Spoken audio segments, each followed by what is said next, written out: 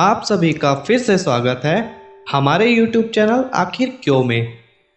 हमारी पिछली वीडियो में आपने यह देखा कि कैसे भीष्म पितामह का जन्म हुआ और आज हम यह जानेंगे आखिर भीष्म पितामह को क्यों लेनी पड़ी अखंड प्रतिज्ञा। आखिर वह अखंड प्रतिज्ञा क्या थी और किस वजह से उनका नाम भीष्म पड़ा। तो चलिए कहानी की ओर बढ़ते हैं। भीष्म अब हस्तिनापुर के राजकुमार बन चुके थे।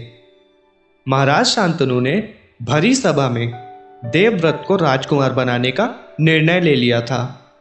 वे अपना सारा राजपाट देवव्रत को सौंपकर निश्चिंत हो गए थे। अब वे विश्राम करना चाहते थे। फिर क्या था, देवव्रत का राज्याभिषेक हुआ और देवव्रत हस्तिनापुर के महाराज बन गए। महाराज शांतनु प्रतिदिन शिकार पर जाया करते थे। एक दिन महाराज शांतनु ने यमुना नदी में नाव चलाते हुए एक सुंदर कन्या को देखा। महाराज ने उस कन्या से पूछा, तुम कौन हो? कन्या ने कहा, मैं सत्यवती हूँ और मैं निषाद कन्या हूँ। शांतनु को उस कन्या से प्रेम हो जाता है और महाराज शांतनु उसके पिता के पास जाकर सत्यवती से विवाह का प्रस्ताव रखते हैं।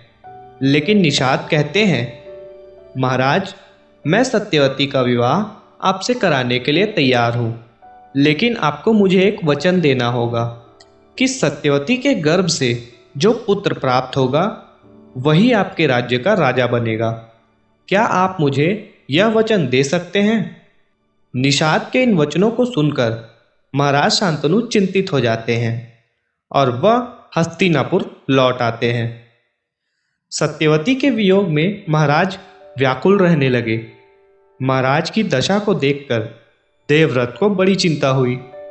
जब देवव्रत को मंत्रियों द्वारा पिता के दुख का कारण ज्ञात हुआ तो वे बिना देर किए समस्त मंत्रियों के साथ निषाद के घर जा पहुंचे और निषाद से कहा, मैं मेरे पिता के दुख का कारण हूं और मैं उन्हें इस धर्म संकट में नहीं देख सकता।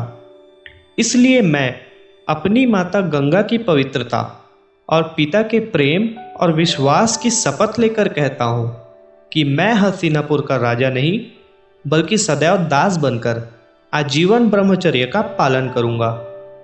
देवव्रत की इस भीषण प्रतिज्ञा के बाद निषाद अपनी कन्या सत्यवती को देवव्रत के साथ हस्तिनापुर भेज देते हैं और इस प्रकार महाराज शांतनु और सत्यवती का विवाह होता है और देवव्रत अपने पिता के कर्तव्यों का पालन करते हुए आजीवन हस्तिनापुर सिंहासन के संरक्षक की भूमिका निभाते हैं। तो इस प्रकार महाराज शांतनु और सत्यवती के विवाह के कारण ही देवव्रत को भीषण प्रतिज्ञा लेनी पड़ती है और इस भीषण प्रतिज्ञा लेने की वजह से उनका नाम भीष्म पड़ता है। तो दोस्तों, आपको यह स्टोरी कैसी लगी हमें कमेंट करके ज़रूर बताइए। मैं आपके लिए इस तरह की स्टोरी आगे भी लाता रहूँगा। तब तक के लिए गुड बाय।